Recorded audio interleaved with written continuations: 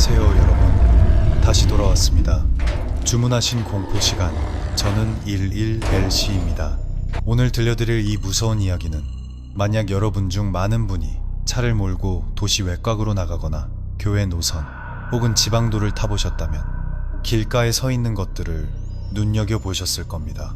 오래된 나무 정자일 수도 있고 시멘트 정자, 나무 정자 등 다양한 형태의 길가 쉼터가 도로를 따라 일정 간격으로 늘어선 것을 보셨을 겁니다.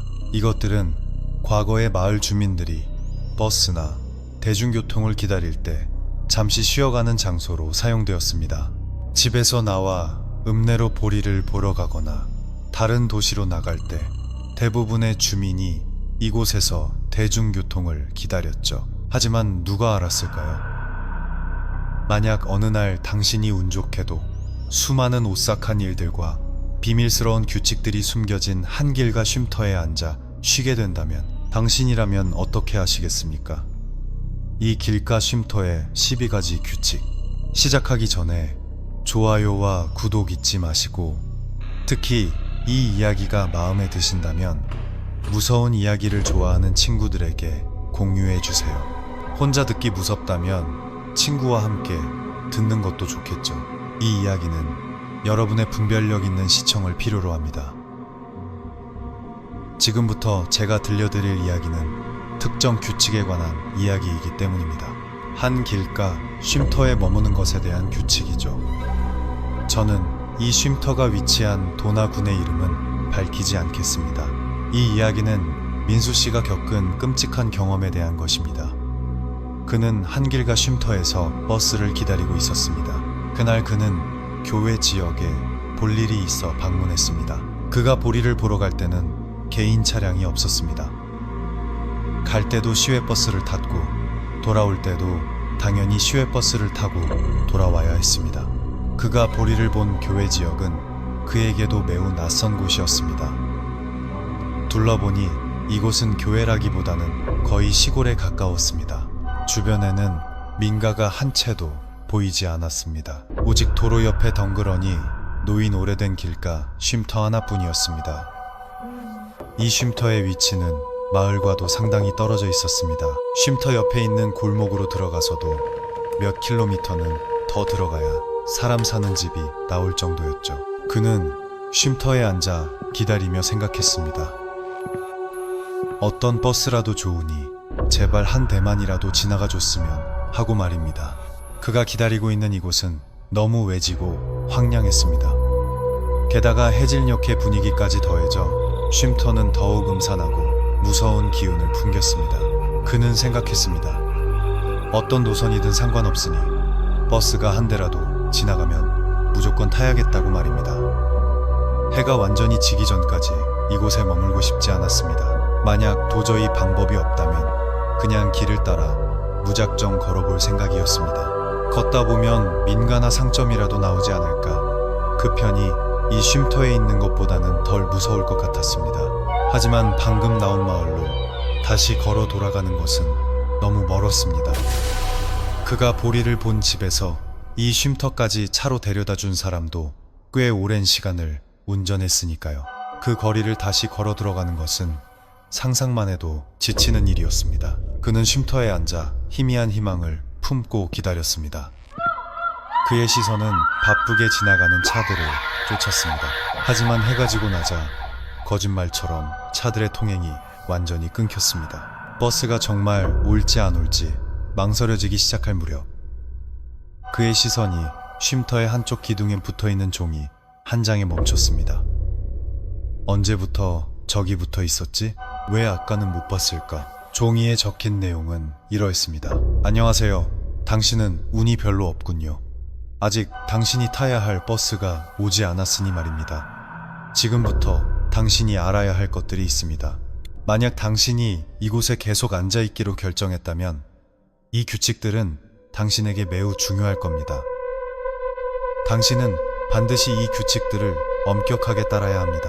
그는 이 종이를 읽고 실소를 터뜨렸습니다. 그는 휴대전화를 꺼내 플래시를 켰습니다.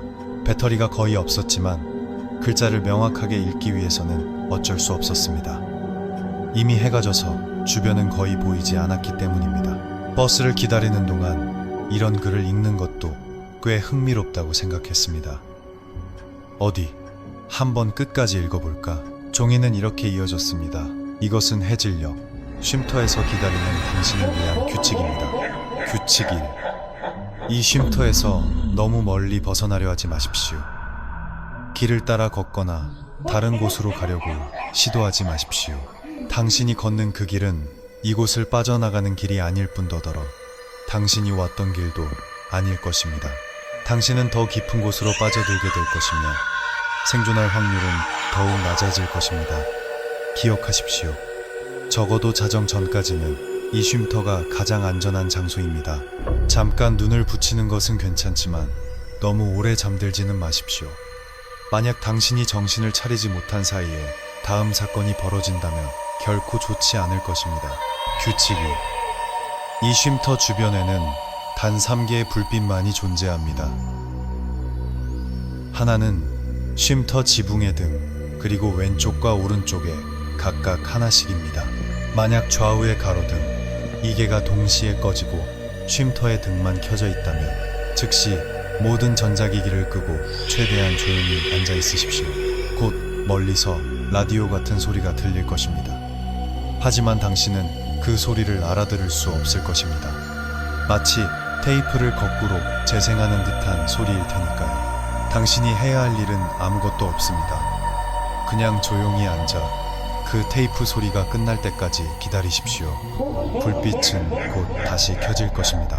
규칙 3. 저녁 8시경 당신은 시야가 닿는 어두운 구석에서 희미한 사람의 형체를 보게 될지도 모릅니다.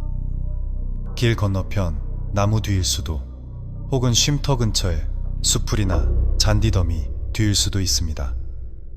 절대 그것에 관심을 두거나 두려워하는 모습을 보여서는 안 됩니다. 그것은 당신이 두려워하는 모습을 보는 것을 즐깁니다. 가만히 있으면 그것은 곧 사라질 것입니다. 당신은 그저 쉼터에 계속 앉아 있으면 됩니다. 규칙 3번까지 읽었을 때 민수는 도대체 누가 이런 미친 규칙을 적어 놓은 거야 라고 생각했습니다. 가만 보니 이 규칙은 2시간대로 나뉘는 것 같았습니다. 자정 전 저녁과 자정 후. 자정 전 규칙은 7번까지 있었고 8번부터 12번까지는 자정 이후의 규칙이었습니다. 3번까지 읽었음에도 등골이 오싹해졌습니다. 규칙 4. 만약 3개의 등쉼터, 좌, 우위 동시에 모두 꺼진다면, 당신이 완전히 어둠 속에 갇히게 된다면 즉시 당신이 앉은 자리를 확인하십시오. 만약 당신이 길 건너편, 즉 등 뒤가 숲으로 막힌 자리에 앉아 있다면 즉시 양쪽 옆자리 중 하나로 자리를 옮기십시오. 그리고 그 자리에 반드시 천장을 보고 똑바로 누우십시오. 엎드리거나 옆으로 누워서는 안 됩니다. 그렇게 조용히 누워 있으십시오. 곧 숲속에서 손전등 같은 불빛이 나타날 것입니다. 주변 불빛이 모두 꺼졌기 때문에 그 불빛은 아주 희미하더라도 명확하게 보일 것입니다. 불빛은 이리저리 주위를 비추며 쉼터 쪽으로 점점 더 가까이 다가올 것입니다. 당신이 천장을 보고 똑바로 누워 있다면 그 불빛이 정확히 이 쉼터를 향해 다가오는 것을 똑똑히 보게 될 것입니다. 불빛은 잠시 쉼터를 비추다가 곧 사라질 것입니다. 절대 일어나지 마십시오. 3개의 등이 모두 다시 켜질 때까지 기다려야 합니다. 규칙 5. 밤 9시가 되기 전 단 한 대의 버스가 지나갈 것입니다. 이것이 당신의 중요한 기회입니다. 버스의 형태를 잘 관찰하십시오. 만약 아주 크고 낡은 시외버스이고 운전기사가 창문을 열지 않는다면 즉시 그 버스에 탑승하십시오. 이것이 당신이 이 밤에 이곳을 탈출할 수 있는 유일한 기회입니다. 버스가 종점에 도착하면 기사는 시동을 끄고 당신이 내리도록 할 것입니다. 주변이 아무리 어둡더라도 당신은 내려야 합니다. 당신이 차 앞을 지나갈 때 운전석 창문이 살짝 열릴 것입니다. 그때 요금을 지불하십시오. 얼마를 내든 상관없습니다. 그리고 조용히 그 자리를 떠나십시오. 아무런 문제가 없다면 당신은 곧 차들이 정상적으로 다니는 도시의 도로 위에 서 있는 자신을 발견하게 될 것입니다. 당신은 이 끔찍한 밤에서 살아남은 것입니다.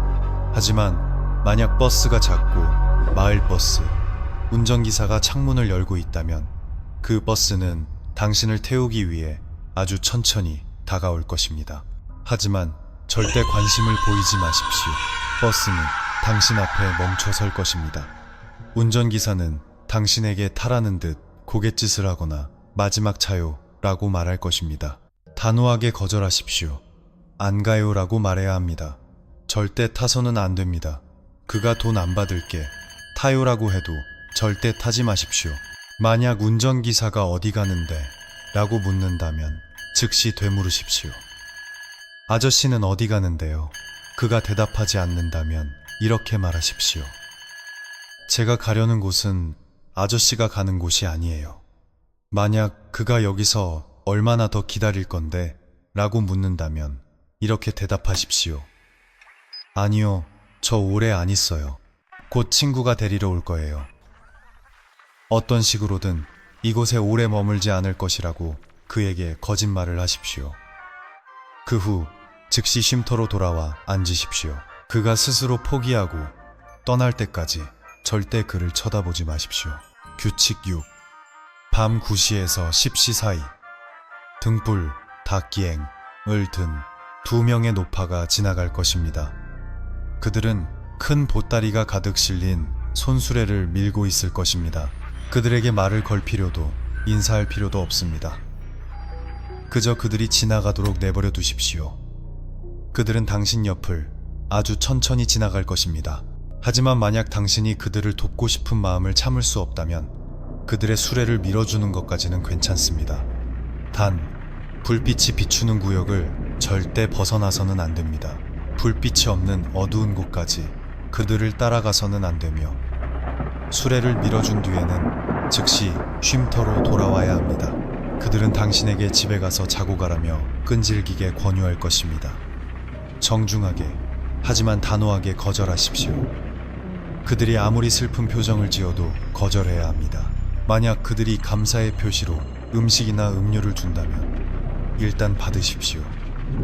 그리고 그들이 당신의 시야에서 완전히 사라졌을 때 받은 것을 길가에 버리십시오. 절대 그것을 먹어서는 안 됩니다. 규칙 7. 자정 전 마지막 규칙입니다. 자정 전 정확한 시간은 알 수 없습니다. 쉼터의 등만 꺼지는 순간이 한 번 올 것입니다. 좌우 가로등은 켜져 있음. 즉시 일어나서 아직 불이 켜져 있는 가로등, 왼쪽이든 오른쪽이든 밑으로 달려가서 있으십시오. 절대 쉼터 안에 머물러서는 안 됩니다. 쉼터의 등이 다시 켜질 때까지 절대 돌아오지 마십시오. 7번까지 모두 읽은 민수는 생각했습니다. 이게 도대체 무슨 미친 규칙들이야. 아직 자정 이후의 규칙들이 남아 있었습니다. 규칙 8. 자정 이후, 자정이 되면 쉼터의 어딘가 기둥에 새로운 규칙이 적힌 종이가 나타날 것입니다. 그 종이는 매우 낡고 흙탕물에 젖은 듯 더러울 것입니다. 그것을 읽는 것은 당신의 자유지만 절대 그 종이에 적힌 규칙을 믿어서는 안 됩니다.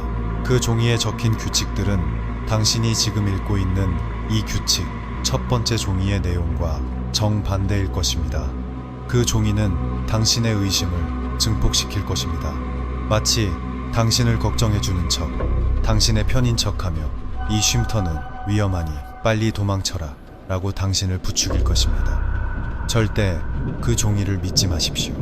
만약 당신이 혼란스럽다면 지금까지 이 첫 번째 규칙이 당신의 목숨을 어떻게 구해줬는지 돌이켜보십시오.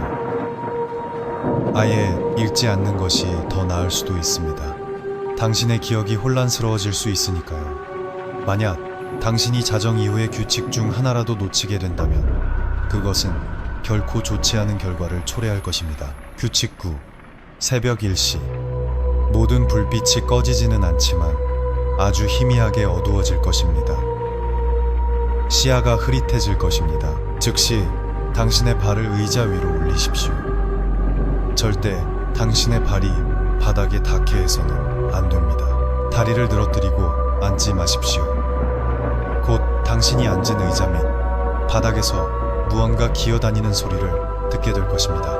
마치 바닥 전체가 기어다니는 무언가로 가득 찬 듯한 느낌을 받을 것입니다. 만약 당신이 앉은 의자에 틈이나 구멍이 있다면 그곳에서 손이 뻗어나와 당신을 붙잡을 수도 있으니 그 틈에서 최대한 멀리 떨어지십시오. 당신의 모든 소지품을 몸에 지니고 있으십시오. 그렇지 않으면 당신은 그것을 잃게 될지도 모릅니다. 규칙 10. 새벽 3시. 새벽 3시가 가까워지면 당신은 즉시 모든 소지품을 챙겨 쉼터의 지붕 위로 던지십시오. 그리고 당신 자신도 지붕 위로 올라가야 합니다. 쉼터 뒤편에 지붕으로 올라갈 수 있는 작은 구조물이나 혹은 옆에 있는 큰 나무를 이용하십시오. 어떤 방법을 쓰든 새벽 3시가 되기 전까지 당신은 반드시 쉼터의 지붕 위에 올라가 있어야 합니다. 당신의 흔적 소지품, 쓰레기 등을 쉼터 안에 단 하나도 남겨서는 안 됩니다. 당신에게는 준비할 시간이 있습니다. 모든 불빛이 천천히 변하기 시작할 때까지입니다. 흰색이었던 불빛은 주황색으로, 그리고 곧 피처럼 붉고 탁한 색으로 변할 것입니다. 그때 도로를 따라 무언가 버스가 다가올 것입니다. 그것은 당신을 태우기 위해 쉼터 앞에 정확히 멈춰 설 것입니다. 당신은 지붕 틈새 혹은 지붕과 벽 사이에 작은 공간을 통해 아래를 엿볼 수 있을 것입니다. 그것이 무엇을 하는지 아는 편이 더 나을 테니까요. 버스에서 경적이 3번 울릴 것입니다. 그 후 사람이 버스에서 내려 당신을 찾기 시작할 것입니다.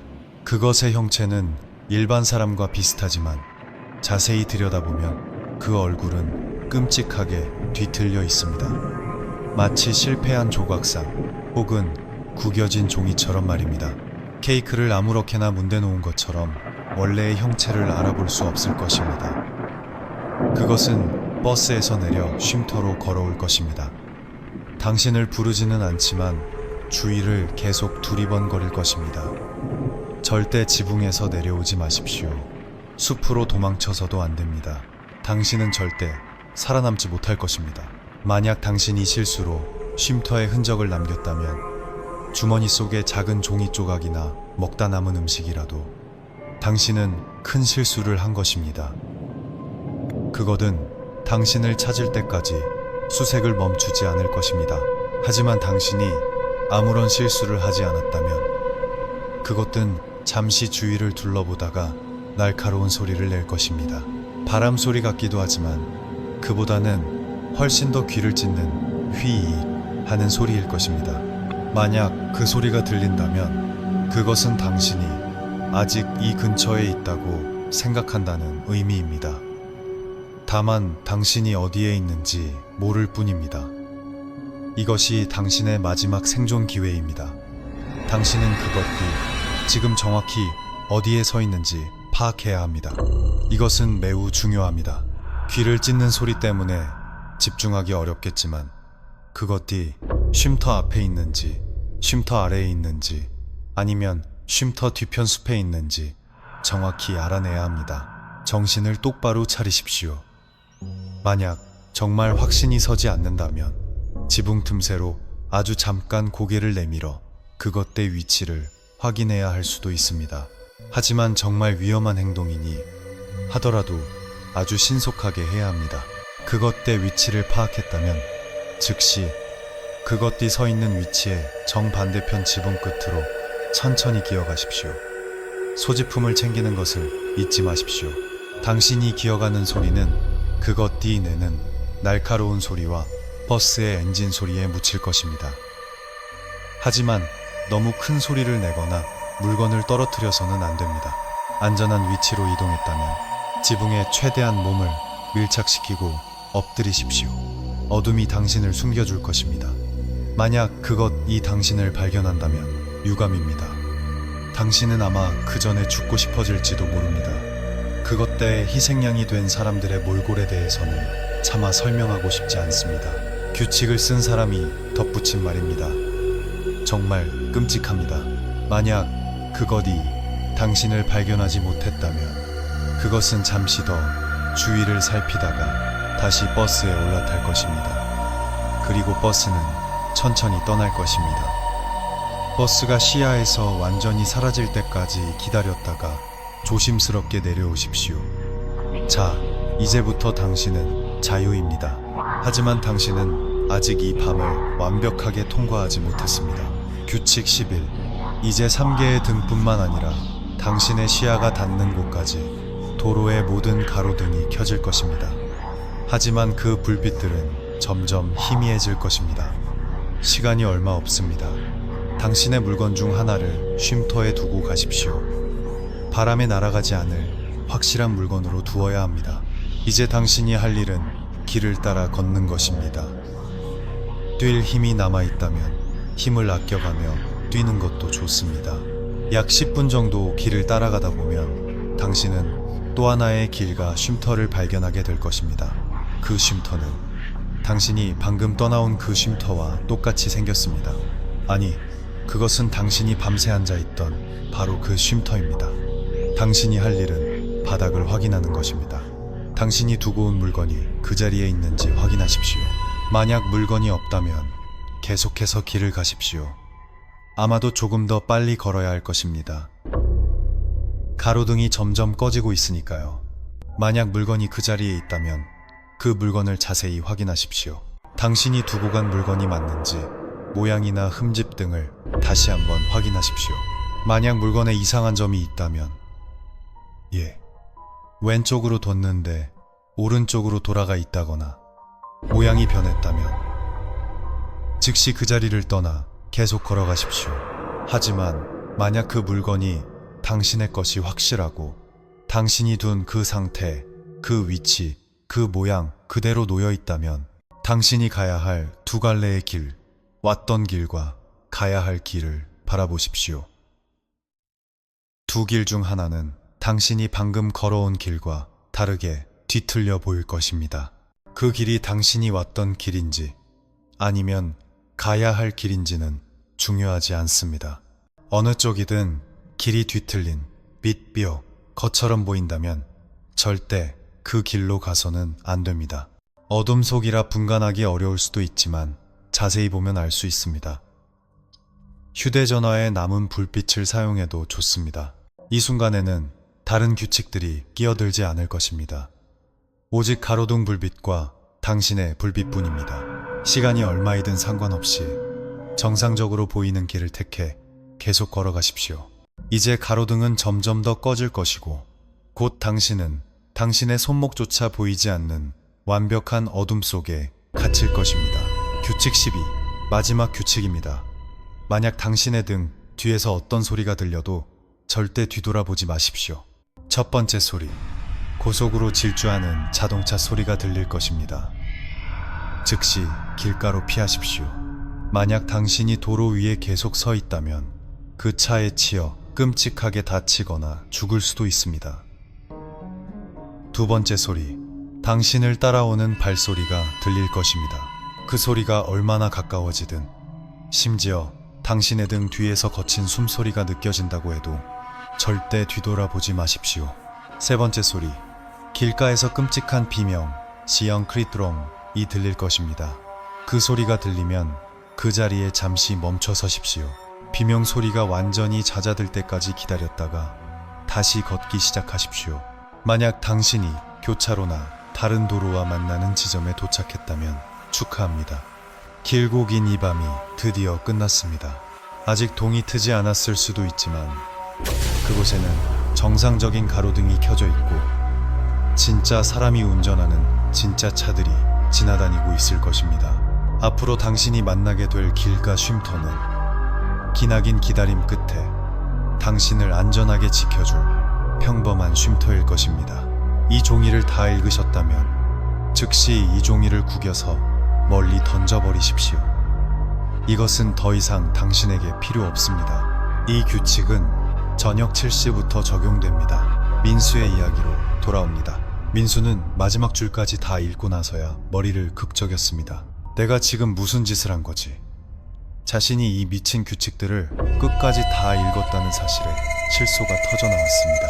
그는 시계를 확인하고는 혼자 웃음을 터뜨렸습니다. 현재 시각은 저녁 7시 30분이었습니다. 그리고 규칙 12번에 적힌 대로 도로의 가로등이 하나둘씩 꺼지기 시작했습니다. 그는 자리에 앉아 자신을 비웃었습니다. 내가 방금 읽은 그 미친 규칙들, 진짜 웃기네.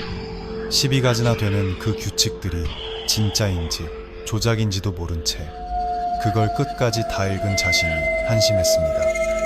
어이, 젊은이, 거기서 뭐해? 갑자기 들려오는 목소리에 민수는 쏘스라치게 놀랐습니다. 목소리는 중년 남성의 것이었고 약간 거칠었습니다. 남자는 차를 세우고 창문을 내려 그에게 말을 걸고 있었습니다. 이 깜깜한 밤에 누굴 기다리는 거야? 민수는 자신이 방금 읽은 12가지 규칙이 진짜라는 것을 깨닫고 싶지 않았습니다. 왜 이렇게 빨리 시작되는 거야? 그는 방금 읽은 규칙들을 필사적으로 떠올렸습니다. 분명 말도 안 되는 이야기라고 생각했는데 막상 상황이 닥치니 이것이 장난이 아닐 수도 있다는 생각이 들었습니다. 이건 진짜였습니다. 남자의 차는 작은 마을 버스였습니다. 운전자는 평범한 중년 남성처럼 보였습니다. 그는 고개를 내밀어 주위를 둘러보더니 민수에게 말했습니다. 길 잃었나 본데 집에도 못 가고 쯧쯧 지금 밤 9시 다 됐어. 이 근처엔 이제 버스 안 다녀. 타요. 나 마침 집 가는 길이니까. 규칙 5번. 모든 것이 규칙에 적힌 대로였습니다. 젠장, 이게 진짜라고? 그는 운이 없었습니다. 그가 몇 시간을 기다린 버스는 규칙에 적힌 안전한 버스가 아니었습니다. 큰 버스여야 하는데 왜 작은 버스가 온 거야? 규칙에는 분명 작은 버스는 절대 타지 말라고 되어 있었습니다. 그는 가볍게 고개를 저어 거절의 의사를 표했습니다. 최대한 예의를 차리려고 노력했지만 이미 두려움에 떨고 있었습니다. 운전기사는 그가 버스에 타도록 계속해서 권유했습니다. 타라니까. 돈 안 받을게. 어서 타. 내가 태워다 줄게. 이 대화는 그가 이미 알고 있는 방향으로 흘러갔습니다. 규칙에 모든 것이 정확하게 적혀 있었습니다. 그는 다시 한번 거절하며 말했습니다. 아닙니다. 괜찮습니다. 운전기사는 그를 한참 동안 쏘아보았습니다. 그의 표정은 매우 진지해 보였습니다. 그럼 여기서 뭐 할 건데? 얼마나 더 기다릴 건데? 민수는 심장이 멎는 줄 알았습니다. 그가 진짜로 물어봤습니다. 규칙에는 어디 가냐고 물으면 되물으라고 했습니다. 아저씨는 어디 가시는데요? 운전기사는 손가락으로 저쪽을 가리키며 말했습니다. 저기 집에 가지. 저기 외곽 도로로 빠지면 시내로 가는 버스나 택시 많아. 여기 있는 것보다 훨씬 나아. 어서 타. 민수는 즉시 거절했습니다. 저는 그쪽으로 가지 않습니다. 괜찮습니다. 운전기사는 그를 다시 한번 쏘아보더니 포기한 듯 한숨을 쉬었습니다. 그럼 여기서 얼마나 더 있을 건데? 모든 것이 규칙대로였습니다. 그는 규칙에 적힌 대로 대답했습니다. 오래 안 있을 겁니다. 그는 말을 마치고 쉼터로 돌아와 괜히 가방을 뒤적이는 척하며 남자를 무시했습니다. 처음에는 당황해서 어떻게 대답해야 할지 혼란스러웠지만 정신을 차리고 보니 규칙대로만 하면 그리 어려운 일은 아니었습니다. 단 한 가지, 그가 정말 운이 없다는 것만 빼면 말입니다.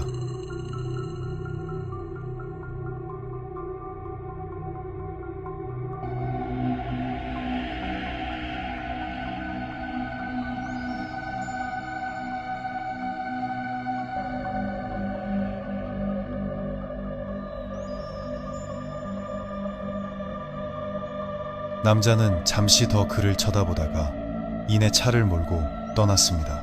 민수는 긴 한숨을 내쉬며 방금 전까지의 일들을 복기했습니다. 저녁이 되고 그가 기둥에 붙은 이상한 규칙이 적힌 종이를 읽은 후부터 처음에는 아이들의 장난이라고 생각했습니다. 마을로 돌아갈까 고민도 했습니다. 하지만 정말로 도로에 불빛이 3개만 남고 모두 꺼졌습니다. 7시가 되자 정말로 좌우 가로등이 꺼졌고 알아들을 수 없는 라디오 소리가 들려왔습니다. 8시가 되자 정말로 숲풀 뒤에서 사람 형체가 나타났습니다. 그 다음에는 정말로 3개의 불이 모두 꺼졌습니다. 규칙사. 그는 규칙을 따랐습니다. 숲을 등진 자리가 아닌 옆자리로 옮겨 누웠습니다. 하지만 그는 엎드려 누웠습니다. 규칙 위반. 다행히 아무 일도 일어나지 않았습니다. 그리고 방금 작은 버스가 지나갔습니다. 그는 이제 자신이 이 규칙의 한복판에 갇혔다는 것을 깨달았습니다.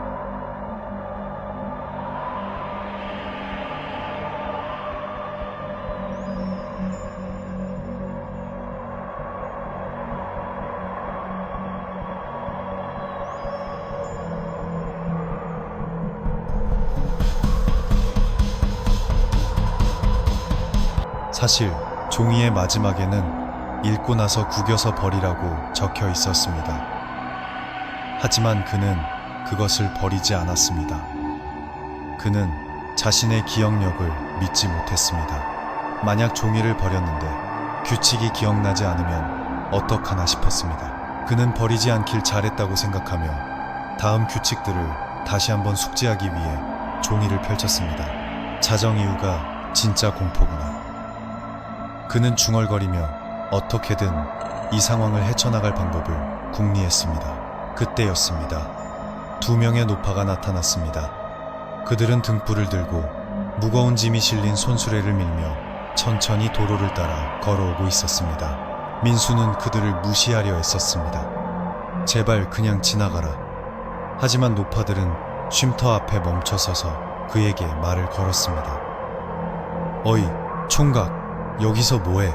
민수는 애써 무시하려 했음에도 불구하고 화들짝 놀랐습니다. 그는 짧게 대답했습니다. 아, 그냥 별 보고 있었습니다. 젠장, 무슨 별이야? 하늘엔 달조차 없는데. 노파 중 한 명이 다시 물었습니다. 누구 기다리나? 이 동네 사람 같지 않은데 길 잃었어? 민수는 어떻게 대처해야 할지 몰랐습니다. 규칙에는 이런 상황에 대한 대처법 스크립트이 없었습니다. 두 노파는 자기들끼리 잠시 수군거리더니 다시 그에게 말했습니다.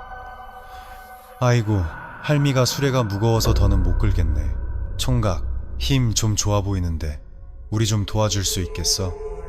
너무나 속보이는 연기였습니다. 만약 민수가 여기에 없었더라도 저들은 알아서 잘 갔을 것입니다. 그들은 허리가 아프네, 어깨가 아프네 하며 한참을 엄살을 부렸습니다. 민수는 규칙을 기억해냈습니다. 수레를 밀어주는 건 괜찮아. 단 불빛이 있는 곳까지만. 그는 노파들을 도와 다음 가로등까지만 수레를 밀어주었습니다. 노파들은 고맙다며 차라리 우리 집에 가서 자고 가. 빈 방도 많아. 맛있는 것도 줄게라며 그를 회유하기 시작했습니다. 그는 단호하게 거절했습니다. 그가 쉼터로 돌아가려 할 때 노파가 그를 붙잡았습니다.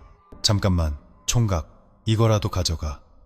노파는 그에게 무언가 먹을 것을 건넸습니다. 과자처럼 보였습니다. 그는 규칙에 따라 그것을 받아들었습니다. 쉼터로 돌아온 그는 노파들이 얼마나 멀리 갔는지 훔쳐보았습니다. 어서 그들이 사라져야 이 음식을 버릴 수 있었습니다. 하지만 저녁부터 아무것도 먹지 못한 탓에 손에 들린 과자는 너무나 맛있어 보였습니다. 그냥 버리기엔 좀. 하지만 그는 규칙을 따르기로 했습니다. 그는 과자 봉지를 그대로 숲속에 던져버렸습니다. 시계는 밤 11시를 넘어가고 있었습니다. 휴대전화 배터리는 절반도 채 남지 않았습니다. 마치 무슨 게임 속에 갇힌 것 같잖아. 그는 한탄했습니다. 내가 왜 이런 곳에 와서, 도대체 이 규칙들은 누가 만든 거야? 하지만 7번까지의 규칙이 모두 현실로 일어난 지금 그는 도망칠 수도 없었습니다. 이 종이에 적힌 것이 모두 진짜였습니다. 자정. 규칙 8번이 머릿속을 스쳤습니다. 새로운 종이가 나타날 것이다. 그리고 정말로 쉼터 기둥에 새로운 종이가 붙어 있었습니다. 그 종이는 규칙 1번에 적힌 대로 아주 낡고 흙탕물에 더러워져 있었습니다. 글씨체도 첫 번째 종이와는 달랐습니다. 다행이야. 첫 번째 종이를 버리지 않아서 그는 기둥에 붙은 두 번째 종이를 읽어야 할지 말아야 할지 잠시 망설였습니다. 읽지 말라고 했지만 너무 궁금한데. 첫 번째 규칙은 읽지 않는 것이 좋을 수 있다고 했을 뿐 절대 읽지 말라고 하지는 않았습니다. 그는 자신도 모르게 휴대전화 불빛을 두 번째 종이로 가져갔습니다. 한 손에는 첫 번째 종이를 든 채로 말입니다. 두 번째 종이는 아주 설득력 있게 적혀 있었습니다. 당신은 운이 없군요. 여기까지 오게 되다니. 당신은 이곳을 탈출할 수많은 기회를 놓쳤습니다. 이 쉼터는 당신의 편이 아닙니다. 그는 혼란스러워졌습니다. 첫 번째 종이가 나를 살려줬다고? 아니면 그는 구시에 만났던 그 작은 버스의 운전기사를 떠올렸습니다. 만약 두 번째 종이의 말이 맞다면 그때 그 버스를 탔어야 했던 걸까? 첫 번째 종이는 두 번째 종이를 믿지 말라고 했고 두 번째 종이는 첫 번째 종이 쉼터가 널 속이고 있다고 했습니다. 그는 첫 번째 종이에 적힌 규칙 10번을 떠올렸습니다. 새벽 3시가 되면 지붕 위로 올라가라. 그는 두 종이의 규칙을 비교해봤습니다. 첫 번째 종이, 새벽 3시가 되면 모든 소지품을 챙겨 지붕 위로 올라가라. 그곳이 안전하다. 두 번째 종이, 쉼터에서 최대한 멀리 떨어진 곳에 숨어라. 단, 쉼터의 불빛이 보이는 곳을 벗어나서는 안 된다. 숲속에 숨는 것을 추천한다. 지붕이냐, 숲이냐. 그는 첫 번째 규칙을 따르기로 했습니다. 그는 옆에 있는 큰 나무를 밟고 지붕으로 올라가려 했습니다. 하지만 그는 나무를 타는데 소질이 없었습니다. 그는 지붕을 잡는데 성공했지만 결국 균형을 잃고 바닥으로 떨어지고 말았습니다. 젠장. 그는 엉덩방아를 찧은 채 주저앉았습니다. 내가 왜 이딴 짓을 하고 있어야 하지? 그는 모든 것을 포기하고 싶었습니다. 그는 쉼터로 돌아가 기둥에 붙어있던 두 번째 종이를 떼어냈습니다. 그는 그것을 읽고 또 읽었습니다. 그리고 결심했습니다.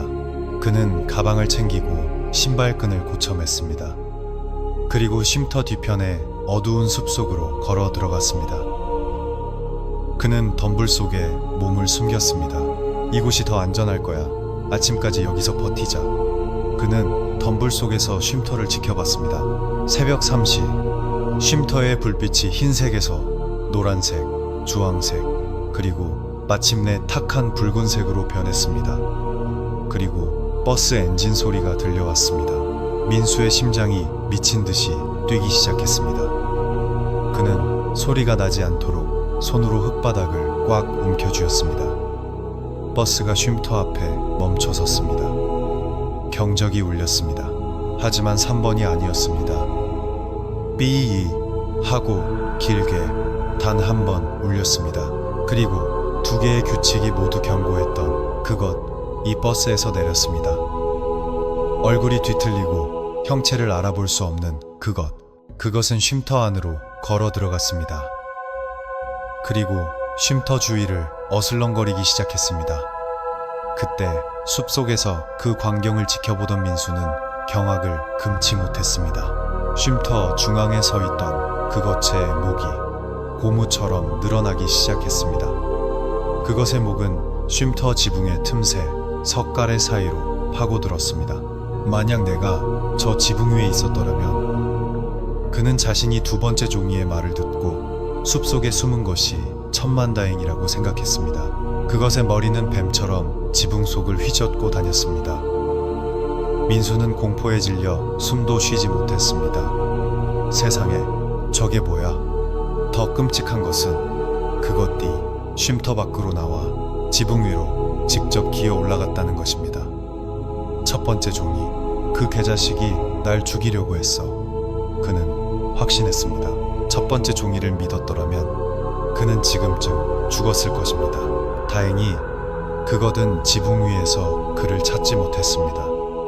잠시 후 그것은 다시 버스에 올라탔고 버스는 떠났습니다. 민수는 버스가 완전히 사라진 것을 확인하고 나서야 덤불 속에서 기어 나왔습니다. 그는 쉼터로 돌아갔습니다. 이제 마지막 규칙만 남았어. 그는 첫 번째 종이를 구겨서 길가에 던져버렸습니다. 그리고 자신이 떼어냈던 낡고 더러운 두 번째 종이를 쉼터 기둥에 정성스럽게 다시 붙여놓았습니다. 그는 마지막 규칙을 기억했습니다. 첫 번째 규칙 10일. 물건을 하나 남기고 가라. 그는 그 규칙을 무시했습니다. 날 죽이려 했던 규칙 따위. 그는 쉼터에 아무것도 남기지 않고 즉시 그 자리를 떠났습니다. 그는 뒤도 돌아보지 않았습니다. 첫 번째 종이는 마지막 순간까지 날 죽이려 했어. 길을 걷는 동안 길가에서 끔찍한 비명이 들려왔습니다. 규칙 12. 첫 번째 규칙. 비명이 들리면 멈춰라. 그는 그 규칙을 무시하고 냅다 달리기 시작했습니다. 하지만 이상했습니다. 그는 계속해서 달렸지만 마치 제자리를 맴도는 것 같았습니다. 쉼터를 지나쳤다고 생각했는데 다시 쉼터가 나타났습니다. 1번 쉼터, 2번 쉼터, 3번 쉼터. 그는 공포에 질려 자신이 무한 루프에 갇혔다는 것을 깨달았습니다. 그는 죽으림을 다해 달렸습니다. 그때 등 뒤에서 무언가 기어오는 소리가 들렸습니다.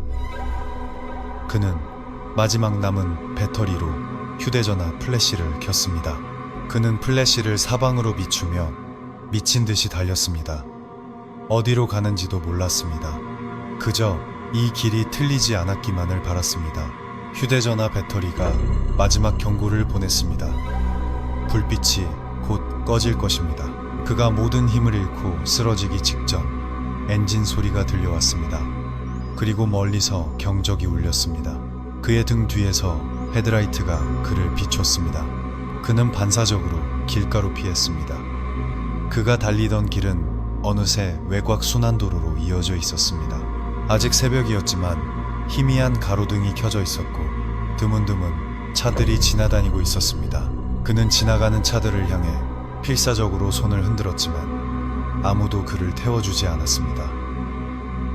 그는 계속해서 달렸습니다. 그리고 그의 저 앞 길가에 작은 마을버스 한 대가 시동을 켠 채 서 있었습니다. 창문이 열리고 낯익은 중년 남성이 고개를 내밀었습니다. 타요, 젊은이. 내가 데려다 줄게. 그는 망설일 것도 없이 그 버스에 올라탔습니다. 남자는 그를 시내 안전한 곳에 내려주었습니다. 그가 돈을 내려 하자 남자는 손사래를 쳤습니다. 됐어, 학생. 돈 안 받아. 그는 웃으며 말했습니다. 다음에 또 여기 오게 되면 잊지 말고 꼭 내 차 타. 민수는 고개를 끄덕이며 남자에게 손을 흔들었습니다. 그 작은 마을버스의 불빛이 천천히 어둠 속으로 사라졌습니다. 그것은 그가 밤구시에 거절했던 바로 그 버스였습니다. 그 아저씨가 무엇이었든 귀신이었든 사람이었든 민수는 여전히 혼란스럽습니다. 그가 본 것은 대체 무엇이었을까요? 첫 번째 종이와 두 번째 종이. 우리는 과연 어떤 규칙을 믿어야 했던 걸까요? 두 번째 종이는 낡고 더러웠습니다. 흙과 무언가로 범벅이 되어 있었죠. 만약 그가 첫 번째 종이보다 두 번째 종이를 먼저 봤더라면 어땠을까요? 그랬다면 그는 밤구시에 그 아저씨의 버스를 타고 무사히 탈출할 수 있었을지도 모릅니다. 여러분, 만약 당신이 그 쉼터에 가게 된다면 부디 해가 지기 전 저녁 7시가 되기 전에 그곳을 떠나십시오. 비록 민수는 기억력이 썩 좋지 않지만 그날 밤의 그 끔찍한 규칙들은 오늘까지도 그의 뇌리에 밝혀 절대 잊히지 않는다고 합니다. 이야기 어떠셨나요? 규칙이 있는 공포 이야기였습니다. 만약 당신이라면 몇 번째 규칙까지 살아남을 수 있었을 것 같나요? 댓글로 여러분의 생각을 알려주세요. 오늘 이야기가 마음에 드셨다면 저희는 같은 편입니다. 좋아요, 구독, 그리고 알림 설정까지 잊지 마세요. 만약 당신이 이 쉼터에 갇히게 된다면 당신은 어떻게 하시겠습니까? 오늘 밤은 여기까지입니다. 안녕히 주무세요.